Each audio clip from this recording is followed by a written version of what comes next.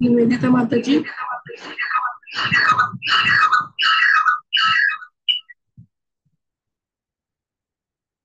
हरे कृष्ण सभी भक्तों को पंचांग प्रणाम।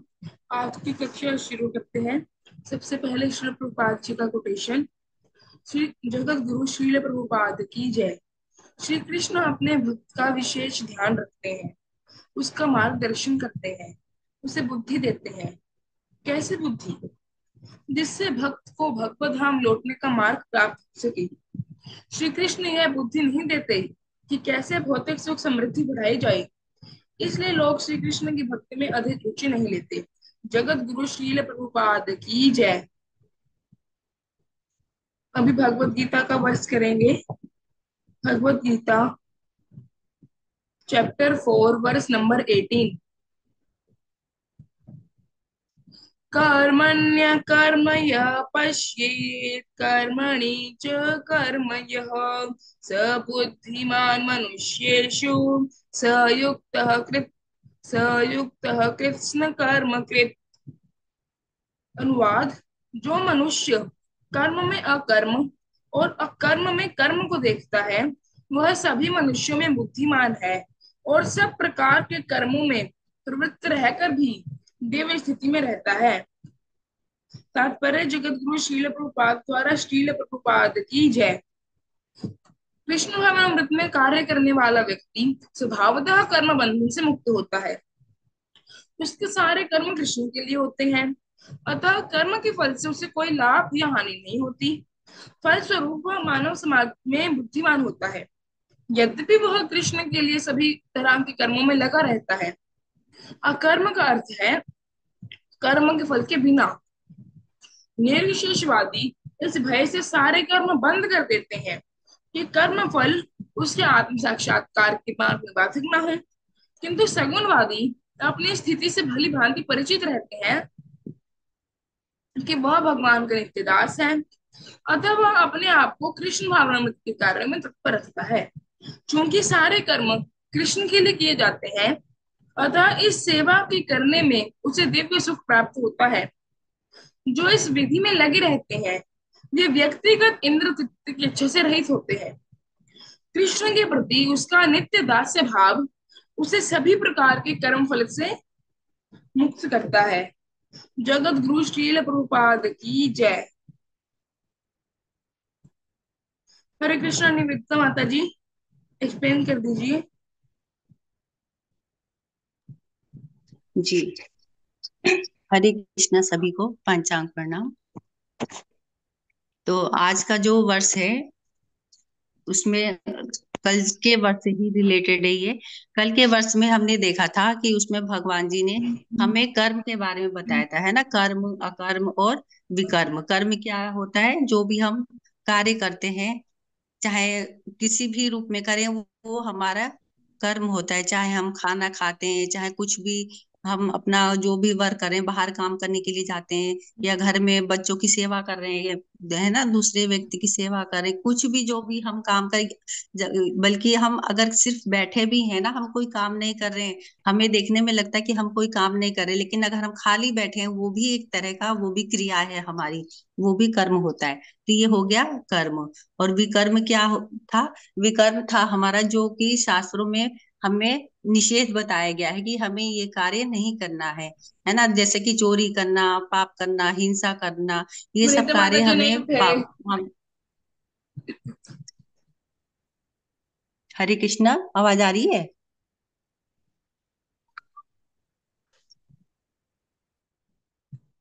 जी माता जी आ रही है।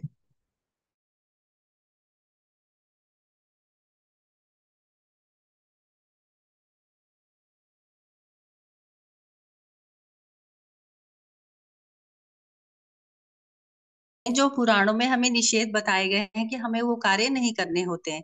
जैसे कि किसी पे हिंसा करना, है ना, किसी को भी हम अत्याचार करते हैं, या किसी के प्रति जो गलत व्यवहार करते हैं, वो सब हमें निषेध बताया गया है कि वो हमें कार्य नहीं करने होते हैं। तो ये हो गया हमारा विकर्म। और अकर्म क्या था? अकर्म था कि हमें किस मतलब जो भी हम कार्य कर रहे हैं, तो उसके बारे में हमें सोचना नहीं है कि अगर मैं ये कार्य करूंगी तो मैं मुझे क्या फल मिलेगा, क्या अच्छा फल मिलेगा, क्या बुरा फल मिले, मुझे मतलब इस चीज की चिंता करनी ही नहीं है। तो ये हो गया अकर्म की, जो भी मेरा, मैं तो सिर्फ अपने कार्य को अपना कर्तव्य मानकर उस कार्य को करूंगी। और आगे जो भी भगवान की इच्छा होगी, जो आगे वो वैसा करेंगे, उसके फल को मैं भगवान के चरणों में समर्पित करूंगी। ये हो गया हमारा अकर्म। तो आज के वर्ष में जो है, उसमें पहले हम भावार्थ पढ़ लेते हैं एक बार। लिखा है कि जो मनुष्य कर्म में अकर्म, है ना, कर्म में अकर्म और अकर्म में कर्म देखता है, वह सभी मनुष्यों में बुद्धिमान है और सब प्रकार के कर्मों में प्रवृत्त होकर भी दिव्य स्थिति में रहता है। तो इसमें क्या बताया गया तात्पर्य में, फर्स्ट लाइन जो है, क्योंकि इस लिखा है कि कृष्ण भावनामृत में कार्य करने वाला व्यक्ति स्वभावतः कर्म बंधन से मुक्त होता है।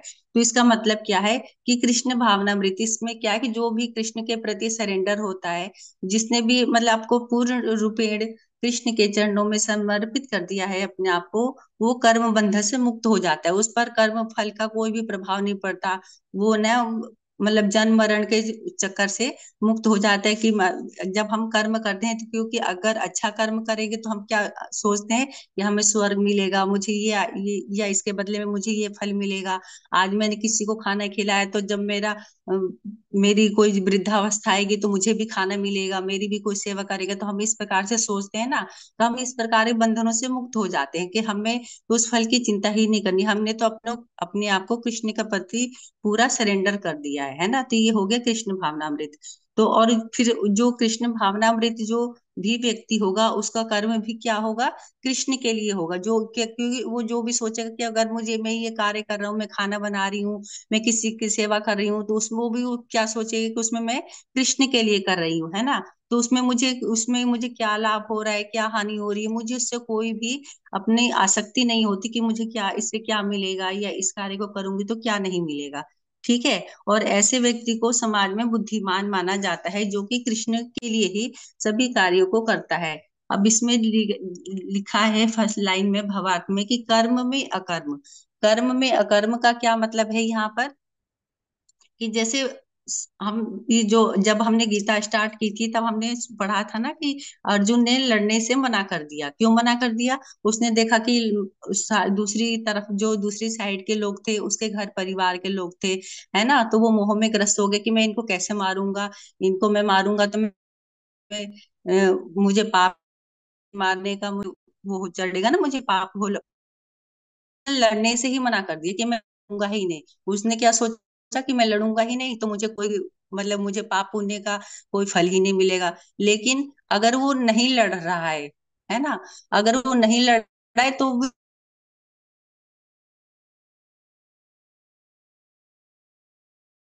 तब रहा है कि वो उससे अलग हो गया और चुपचाप बैठा हुआ है, वो भी कर्म है। तो ये क्या हो गया कि अकर्म ना होते हुए भी वो कर्म कर रहा है। अकर्म क्या है कि जो हम कृष्ण के प्रति जो कार्य करते हैं वो है अकर्म। तो इसने उसने अगर अपने आप को अलग कर लिया तो वो भी एक तरह का उसका कर्म ही हो रहा है। तो ये हो गया हमारा अकर्म में कर्म। ठीक है। और सेकंड है कि अकर्म में कर्म। अकर्म में कर्म क्या है कि जो भी हम कृष्ण होकर, जो भी हम के लिए हम सोचते हैं कि हमारा ये कार्य, सब कुछ हम अपना भगवान को समर्पित कर देते हैं, वो होता है अकर्म।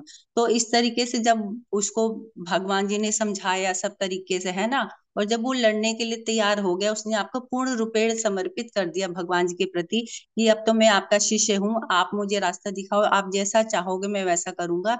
तो उस भगवान जी के समझाने पर उसको समझ में आ गई, है ना, उसके मोह आसक्ति जो भी थे सारे उसके दूर हो गए, क्लेश दूर हो गए उसके। ठीक है। तो उसने फिर वो बिल्कुल तैयार हो गया। उसने फिर ये नहीं सोचा कि हाँ अब मैं इनको इनसे युद्ध करूंगा तो मुझे मेरा क्या होगा, आगे क्या होगा। उसने इस सब बातों की चिंता नहीं की। कोई उसकी जो भी आसक्ति थी अपने घर के लोगों के प्रति, वो सब खत्म हो गई। और उसने उस चीज को क्या समझा कि युद्ध करना मेरा कर्तव्य है। भगवान जी ने उसको क्या समझाया कि अर्जुन खड़े हो, यु तुम क्षत्रिय हो, है ना, तो युद्ध करना तुम्हारा कर्तव्य है, सब लोगों की रक्षा करना तुम्हारा कर्तव्य है। क्यों? क्योंकि दुर्योधन ये जो भी सेकंड पक्ष में जो भी आदमी, सब लोग आदमी नहीं थे, अधर्म है ना, अधर्म का साथ दे रहे थे। ऐसे लोगों को नहीं मारा जाएगा तो क्या होगा, और पाप बढ़ेगा, वो लोगों पर अत्याचार करेंगे। ठीक है। तो इससे समाज में क्या होगी, अराजकता फैलेगी, अत्याचार बढ़ेगा, है ना, लोगों पे वो अत्याचार करेंगे तरह तरह से। तो ऐसे लोगों को मारने में कोई तुम्हें पाप नहीं लगेगा, तो ये तुम्हारा बल्कि कर्तव्य है। क्षत्रियो का क्या कर्तव्य होता है, कि लोगों की रक्षा करना। ठीक है, लोगों का रक्षा करना क्षत्रिय का हरे धर्म कृष्ण है, माता वो जी। भगवान जी ने अर्जुन को। जी। जोगिंद्र प्रभु जी, लाइनें मत खींचिए। तो ये क्या है, ये क्षत्रिय का धर्म है, ये भगवान जी ने समझाया। तो भगवान जी के समझाने के बाद जब वो उसका पूरा सारी आसक्ति मोह क्लेश सब दूर हो गए उसके, और उसने अपने आप को समझा कि ये अगर मैं युद्ध में लड़ाई करूंगा, मैं इन लोगों को मारूंगा, तो ये क्या है, ये मेरा कर्तव्य है। उसने अपना कर्तव्य समझा कि मुझे ये मेरा कर्तव्य है। तो उसने अपने कर्तव्य समझकर उन लोगों से उसने युद्ध किया, और उसमें सारे लोग मारे भी गए। तो ये क्या हो गया, अकर्म में कर्म। अकर्म क्या है, कि हम कृष्ण भावनामृत होकर, मतलब कृष्ण के प्रति पूर्ण रूप से सरेंडर होकर जो हम कर्म करते हैं वो कर्म है। तो इस प्रकार उसने अपने, जब कृष्ण जी की आज्ञा हो गई, उनकी आज्ञा को समझकर उसने अपनी लड़ाई करना, युद्ध करना उसने अपना कर्तव्य समझा, और सिर्फ अपना कर्तव्य समझा कि ये मेरा सिर्फ कर्तव्य है, कि मुझे लोगों को अधर्म से मुक्ति दिलानी है। तो उसने अपना कर्तव्य समझते हुए सिर्फ उसने युद्ध किया, उसने इस फल का कोई विचार नहीं किया, और सिर्फ कृष्ण जी की उस आज्ञा का पालन करते हुए, भगवान कृष्ण के आज्ञा का पालन करते हुए उसने युद्ध किया। सब लोगों को उसने मारा भी है, लड़ाई में, है ना, सारे लोग मारे गए थे और उन पर विजय प्राप्त की थी। तो ये हो गया हमारा अकर्म में कर्म, मतलब हम अकर्म करते हुए भी हमने कर्म किया। तो इस तरीके के लोग होते हैं जो कृष्ण भगवान के प्रति पूर्ण सरेंडर होते हैं, वो अपने इसका कोई भी उनको, मतलब वो पाप पुण्य या इन सब चीजों से वो विचलित नहीं होते हैं, वो पूरा कृष्ण भगवान के चरणों में अपना सरेंडर रखकर ही सब कार्य करते हैं। और ऐसे लोगों को ही बुद्धिमान कहा जाता है। ठीक है। और इसमें आगे क्या लिखा है, कि निर्विशेषवादी इस भय से सारे कर्म बंद कर देता है। जो निर्विशेषवादी लोग क्या करते हैं, वो डर से सारे अपने कामों को बंद कर देता है, कि हम तो करेंगे, कि ताकि जो भी वो काम करेगा तो उसको अच्छा या बुरा फल जो भी मिलेगा, तो वो उसके रास्ते में जब वो आत्म साक्षात करेगा, उसमें आगे अपने, है ना, अपने बारे में ज्ञान प्राप्त करेगा, तो वो बाधक बनते। लेकिन उसका ऐसा तो हो ही नहीं सकता ना, बिना कर्म किए तो हम रह ही नहीं सकते हैं। अगर मैं अलग कर लूंगी तब भी मैं कुछ ना कुछ कर्म तो करूंगी ना, चाहे मैं बैठने का निष्क्रिय होकर काम कर रही हूँ, वो तो काम है, वो भी उसका भी मुझे फल मिलेगा ही, फिर वो चाहे वो पाप हो पुण्य हो जो भी हो वो। तो इस तरीके से इसमें हम उससे कर्म से अपने अलग नहीं रह सकते हैं। और किंतु सगुणवादी अपनी इस स्थिति से भली भांति परिचित रहता है कि वो भगवान का नित्य दास है। जो सगुणवादी लोग होते हैं वो क्या होते हैं, वो अपने आप को मतलब उनको इतना साक्षात्कार हो जाता है कि मैं क्या हूँ, मैं भगवान का नित्य दास हूँ। भगवान, हमें क्या करना है, हमें भगवान की हमेशा सेवा करनी है। और वो अपने आप को कृष्ण भावनामृत के कार्यों में तत्पर रखता है, और जो भी कार्य करता है, जो भी दिनचर्या करता है, वो कृष्ण के चरणों में समर्पित करता है उनको। मतलब कि भगवान कृष्ण को अपने सेंटर में रखकर, अपने विचारों के सेंटर में रखकर ही सारा कार्य वो करता है। चूंकि सारे कर्म श्री कृष्ण के लिए किए जाते हैं, अतः इस सेवा को करने में उससे दिव्य सुख प्राप्त होता है ना। और इस विधि में जो लगे रहते हैं वो व्यक्तिगत इंद्रिय तृप्ति की इच्छा से रहित होते हैं। अब जैसे जो भी हम कृष्ण के प्रति जो भी कार्य करते हैं, है ना, मुझे कोई फल की इच्छा ही नहीं है, कि चाहे मुझे सुख मिले दुख मिले पाप मिले पुण्य मिले कुछ भी मिले, मैंने तो अपने आप को भगवान कृष्ण के चरणों में समर्पित कर दिया है। ठीक है। तो इससे मुझे क्या है, इसमें मुझे कोई संसार की भौतिक इच्छाओं की कामना नहीं होती है ना। और भौतिक इच्छाएं क्या है, ये तो सब थोड़े समय के लिए होती है, अस्थायी होती है ना। आप आपने पढ़ा है ये पीछे के श्लोकों में, कि भौतिक इच्छा जो क्या होती है, तो थोड़े समय के लिए होती है, कोई भी यहाँ पर कुछ भी स्थायी नहीं है। जो भी हम भगवान के प्रति जो कार्य करते हैं वो हमारा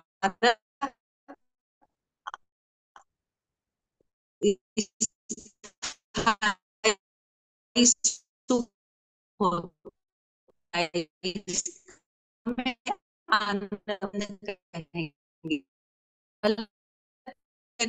नहीं हो तो कृष्ण के प्रति उसका नित्य भाव, मतलब अपना काम करेंगे, जो भी कृष्ण को सेवा, कृष्ण को अपने सेंटर में रखकर, ध्यान में रखकर कार्य करेंगे, है ना।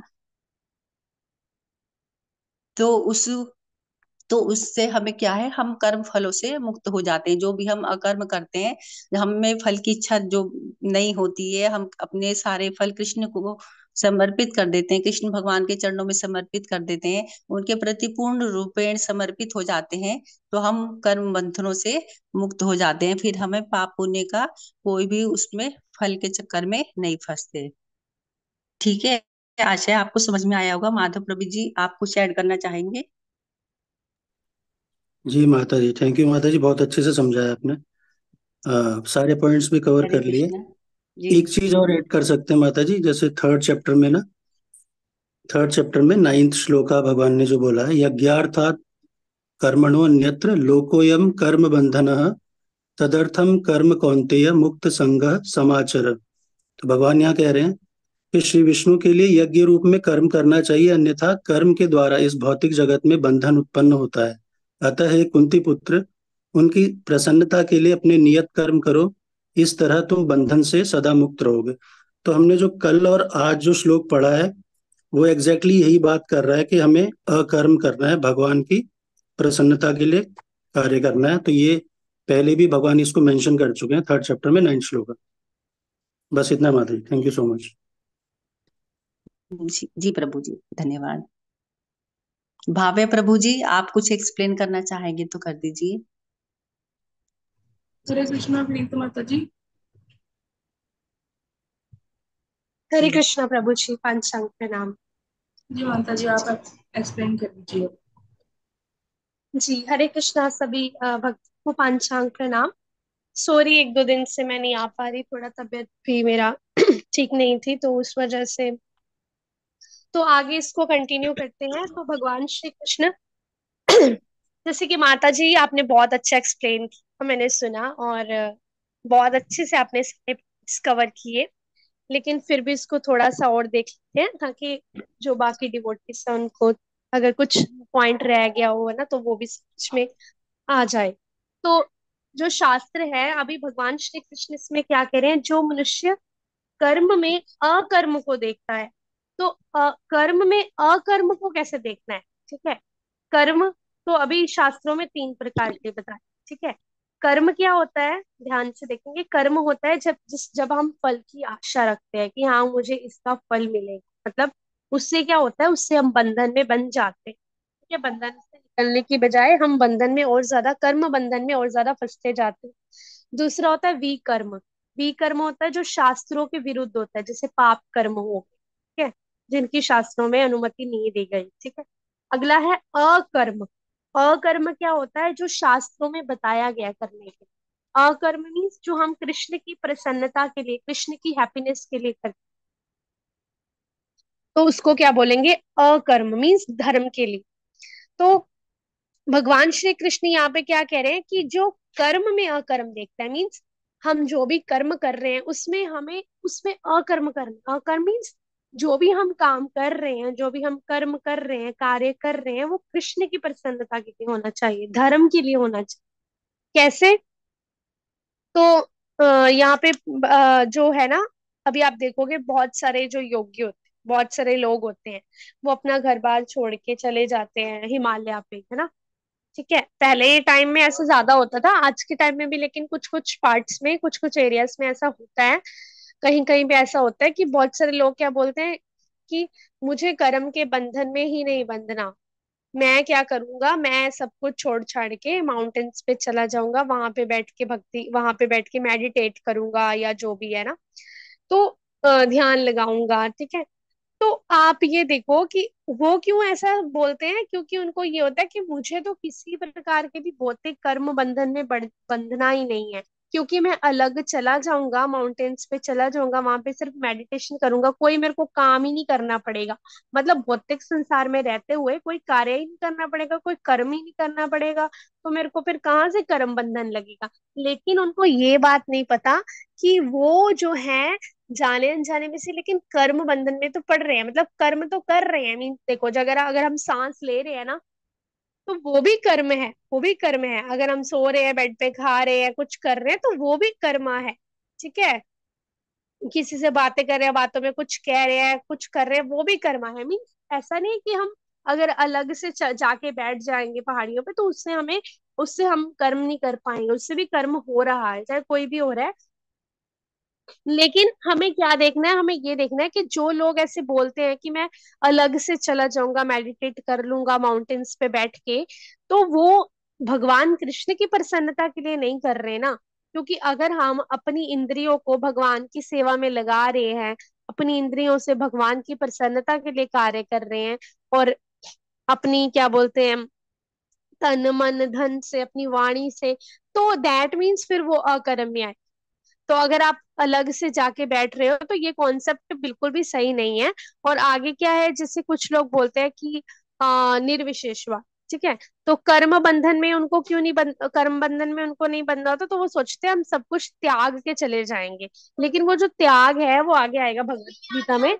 ये जो त्याग है, वो त्याग होता है, वो ऐसे नहीं आता कि हम सब कुछ त्याग के चलेंगे कर्म बंध। लेकिन जो भी हम कर्म तो कर रहे हैं, हमें कौन सा कर्म करना है। भगवान श्री कृष्ण क्या कहते हैं, जो बुद्धिमान व्यक्ति होता है ना, बुद्धिमान व्यक्ति, मनुष्यों में जो बुद्धिमान है, तो बुद्धिमान कोई कौन होगा, जो कृष्ण भावनामृत में रह के कार्य करेगा। मीन्स कृष्णा कॉन्शियसनेस में कार्य करेगा। ये भी नहीं कि आप बाकी देवी देवताओं के लिए कर रहे हो, उनकी प्रसन्नता के लिए कर रहे हो, कर्म कर रहे हो, तो वो अकर्म बन जाएगा, नहीं। अगर आप केवल और केवल कृष्ण की, विष्णु की प्रसन्नता के लिए कार्य कर रहे हो, कृष्ण भावनामृत में रह के कर रहे हो, कृष्णा कॉन्शियसनेस में रह के कर रहे हो, मीन्स कि आपकी जो चेतना है वो कृष्णमयी है, और उस तरीके से आप कर्म कर रहे हो, तो ही वो जो है, हाँ, तो उससे क्या होता है, आप कर्म बंधन से मुक्त हो जाओगे, फिर आपको कोई भी कर्म बंधन में बंधना नहीं पड़ेगा। क्योंकि अब जो भी कर रहे हो आप कृष्ण के लिए कर रहे हो, तो आप कहाँ से कर्म बंधन में बंधोगे। इसीलिए हमें क्या बोला जाता है कि हमें सकाम कर्म नहीं करने चाहिए। आप देखोगे कि बहुत सारे लोग ऐसे होते हैं, वो डाउट करते हैं कि अरे आप तो बोलते रहते हो कि गरीबों की मदद मत करो, है ना, ये सिर्फ हॉस्पिटल मत खुलवाओ, उनको खाना मत बांटो। कृष्णा कॉन्शियस वाले ये नहीं कहते कि आप गरीबों की मत करो, उनको खाना मत बांटो। वो कहते हैं कि तुम लोग सकाम कर्मों में मत पड़ो। मीन्स अपने पैसों से वो क्या करते हैं कि गरीबों को खाना खिला दिया, हॉस्पिटल खुलवा दिया, बस हो गया चलो।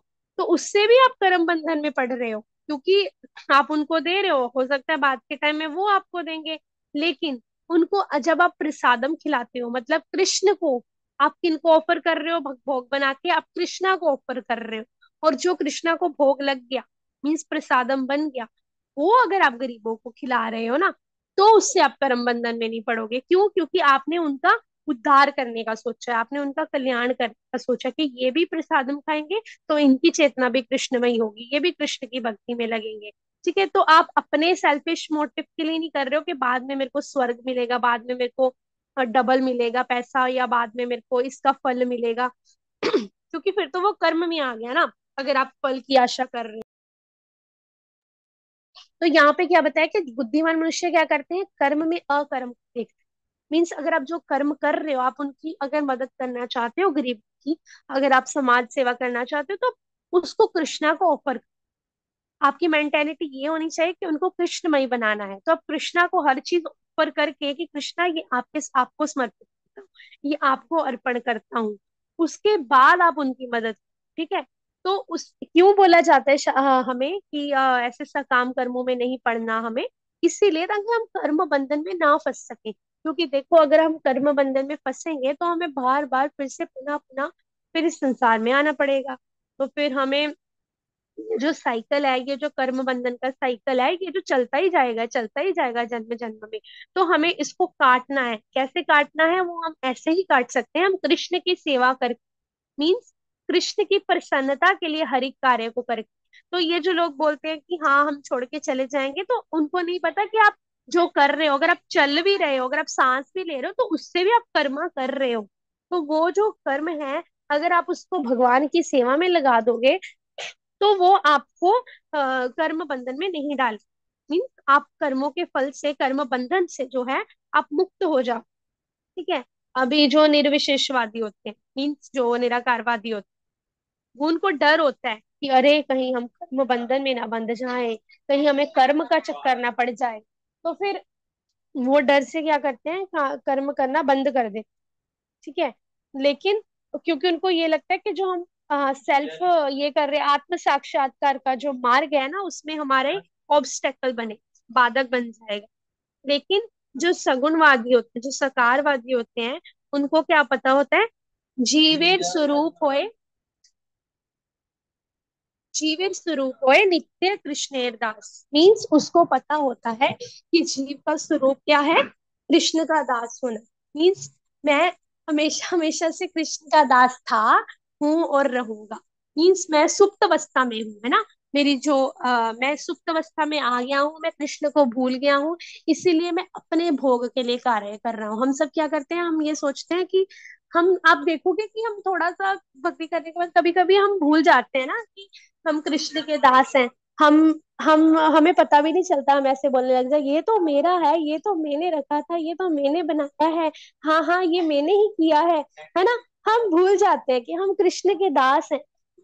तो हमें हमारी हर एक बात में, हमारी मेंटेलिटी में, हमारी चेतना में क्या होना चाहिए, ये तो कृष्ण का है, ये तो कृष्ण जी के लिए है, ये तो कृष्ण के लिए बनाया है। लेकिन हम उल्टा ही बोल देते हैं। तो अगर हम इस प्रकार से बोलेंगे, इस प्रकार से बात रखेंगे कि हाँ ये, मतलब अपनी जो चेतना है, अपनी जो मेंटेलिटी है, उसको भी कृष्णमय बनाना है, ठीक है। उससे क्या होगा, उससे हमें ये हमेशा याद रहेगा कि हम कौन है, कृष्ण के नित्य दास। अभी जैसे प्रभु जी ने यज्ञ कर्मान वाला वो वर्स ऐड किया, वो बहुत ही अच्छा था, मैं वही ऐड करने वाली थी, लेकिन थैंक यू माधव प्रभु जी, आपने वो ऐड कर दिया। तो मैं एक और वर्स जो है उसको ऐड करना चाहूंगी। कृष्ण भगवान 5.9 में, क्या 5.9 तो सबको याद ही होगा, 5.29 सॉरी, भोक्ताराम यज्ञ तपसाम सर्वलोक महेश्वरम सुहृदम सर्वभूतानाम यात्वा माम शांति मृच्छति। भोक्ताराम यज्ञ तपसाम मीन्स भगवान श्री कृष्ण क्या कहते हैं, कि जो फुल कॉन्शियसनेस में होता है और मुझे ही सब चीजों का भोक्ता जान के कर्म करता है।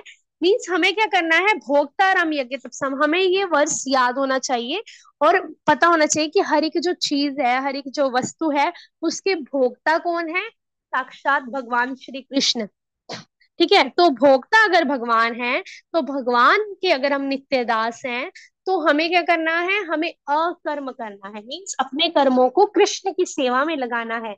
ये अगर हमें वर्ष अच्छे से याद हो गए ना, और हमेशा अगर हम रोज रोज इस वर्ष को बोले, ठीक है, तो उससे क्या होगा, हमें पता होगा कि हाँ कृष्ण के हम दास है, हे कृष्ण हम तुम्हारे दास हैं, हे कृष्ण आप हमारे स्वामी हो, ठीक है। हमें आप अपनी भक्ति में लगाओ, हमें आप अपनी सेवा में लगाओ। वो हम कैसे बोल सकते हैं, हरे कृष्ण महामंत्र का जप करके, हरे कृष्ण कृष्ण कृष्ण हरे हरे, हरे राम राम राम हरे हरे। इसका मतलब ही क्या है, महामंत्र का मतलब ही क्या है, ओ श्रीमती राधा रानी, ओ कृष्ण की लादिनी शक्ति, ठीक है, कृष्ण की प्रिया, हम आपसे प्रार्थना करते हैं कि हमें भी जो है भगवान श्री कृष्ण की, भगवान राम की जो सेवा है उसमें आप हमें लगाइए, एंगेज कीजिए। क्यों, क्योंकि हम क्या हैं, हम हैं कृष्ण के दास, जीवेर स्वरूप होए कृष्णेर नित्य दास, ठीक है। तो हाँ प्रभु जी आप ऐड कर दीजिए, ठीक है। तो फिर मीन्स हमें क्या करना है, हमें ये बात याद होनी चाहिए कि कृष्ण ही भोगता है हर एक वस्तु के। तो हमें जो भी वस्तुएं करनी है, जो भी हमें कर्म करना है, उस उसको हमें कृष्ण को अर्पण करना है। कृष्ण को उसका उसका जो फल है, फल की आशा किए बिना उसका फल को कृष्ण को देना है, कि कृष्ण आप ही देखो। तो आप देखोगे कि बहुत सारे डिवोटी होते हैं जो सेवा करते हैं, कभी कभी उनकी लाइफ में सब कुछ उथल पुथल होता है, फिर भी वो क्या बोलते हैं कि कोई बात नहीं, कृष्णा की इच्छा नहीं होगी तो ऐसे हो गया, कोई बात नहीं, कृष्णा की मर्जी नहीं होगी, कोई बात नहीं, तो क्या हुआ, हम कृष्ण के दास हैं, कृष्णा तो स्वामी है, कृष्णा तो भगवान है, वो जो चाहे कर सकते हैं, है ना। तो वो लोगों के जो एक्शन में होता है, वो एक्शन में भी ये चीज दिखती है। जब उनके साथ कुछ हो जाता है, गलत हो जाता है या कुछ पूरा नहीं हो पाता, तो वो रोने पीटने नहीं लग जाते, ठीक है, ऐसे दुखी होके नहीं बैठ जाते कि ऐसे क्यों हो गया, ऐसे क्यों नहीं हुआ, इसने मेरी बात क्यों नहीं मानी, उसने मेरी बात क्यों नहीं मानी, उसने मेरे हिसाब से क्यों नहीं चला। उसको पता होता है कि ये भी भगवान कृष्ण की ही इच्छा होगी, है ना। तो जो कृष्णा की इच्छा को एक्सेप्ट करता है, जिसको पता है कि हाँ हर एक चीज कृष्णा के लिए हो रही है, और अगर ये भी नहीं हुई तो कोई बात नहीं, ये भी कृष्णा की मर्जी होगी। तो वो जो एक्सेप्टेंस होती है जब हम कर लेते हैं, इसका मतलब हम सीरियसली मानते हैं कि हाँ, कृष्ण ही हर एक चीज के भोगता है और हर एक चीज कृष्ण की मर्जी से होती है। हम तो केवल दास हैं, हम कुछ भी नहीं कर सकते। हम क्या कर सकते हैं? हम कृष्ण की सेवा कर सकते हैं, हम भक्ति कर सकते हैं सभी इंद्रियों से, और सभी इंद्रियों को भगवान की सेवा में लगा सकते हैं, और बाकी सब लोगों को भी भगवान की सेवा में लगा सकते हैं। ठीक है। तो आगे क्या है कि जब जो भी व्यक्ति इस विधि में लगे रहते हैं, उनको फिर इंद्रिय तृप्ति नहीं होती। इंद्रिय तृप्ति अपनी सेंस ग्रेटिफिकेशन के लिए नहीं सोचती वो, उनको होता है कि केवल हमें कृष्ण के लिए कर्म करना है, कृष्ण की प्रसन्नता के लिए कर्म करना है। ठीक है। तो हमें भी ये चीज कैसे आएगी? जब हम कृष्ण की भक्ति और सेवा में लगे रहेंगे, भगवत गीता का श्रवण करते रहेंगे, रटन पठन करते रहेंगे भगवान की कथा का, तो हमारी भी मेंटेलिटी जो है, वो हमारी जो चेतना है वो भी क्या हो जाएगी? कृष्णमयी हो जाएगी। तो हरे कृष्णा, सभी भक्तों को पांचांग प्रणाम। जी भाव्य प्रभु जी, आप ऐड करोगे कुछ? कृष्ण माता जी, जी मैं ये कह था कि जैसे आपने पहले भी कहीं मेरा एग्जाम्पल दिया हुआ है, तो यहाँ पर थर्ड लाइन ये आ रही है, फलस्वरूप वह मानव समाज में बुद्धिमान होता है, यद्यपि वह कृष्ण के लिए सभी तरह के कर्मों में लगा रहता है।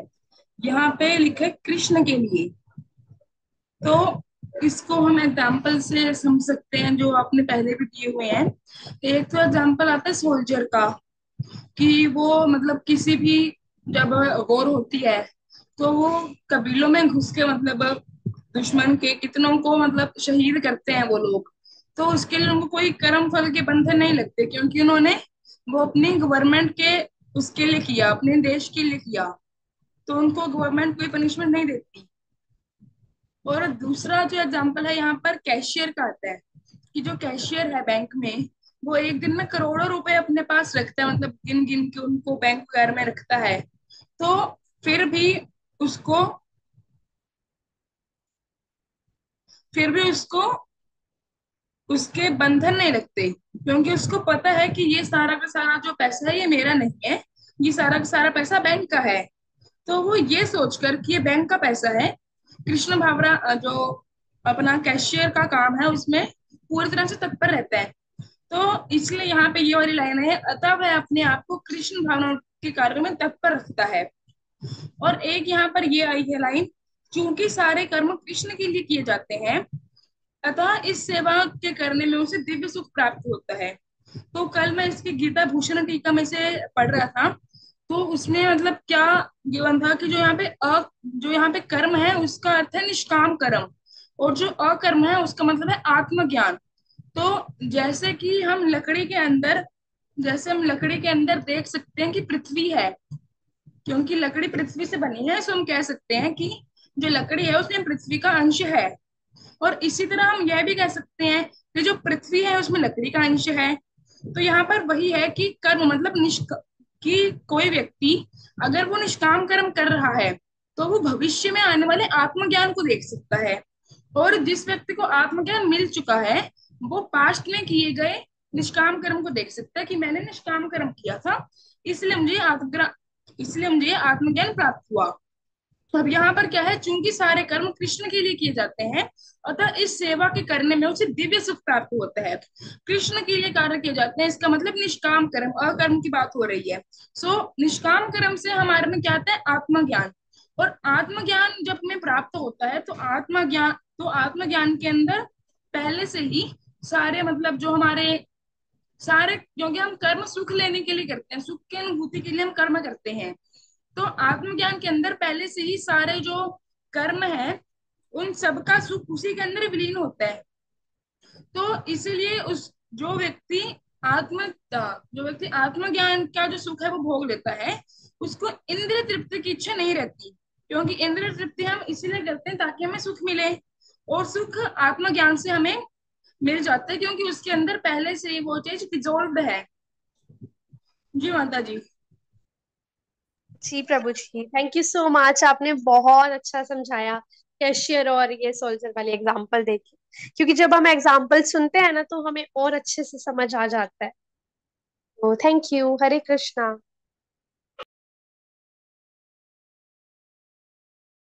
ठीक है, तो क्लास फिर यही रखें या कुछ और करना है? नहीं माता हो जी, गया ना? तो नहीं है। ठीक है।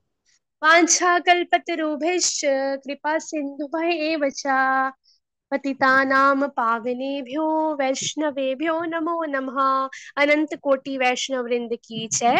जगत गुरु श्रील प्रभुपाद की जय। श्री कृष्ण चंद्र भगवान की जय। संवेद भक्त वृंद की जय। हरे कृष्णा। सभी भक्तों को पांचांग प्रणाम। हरे कृष्ण माता जी।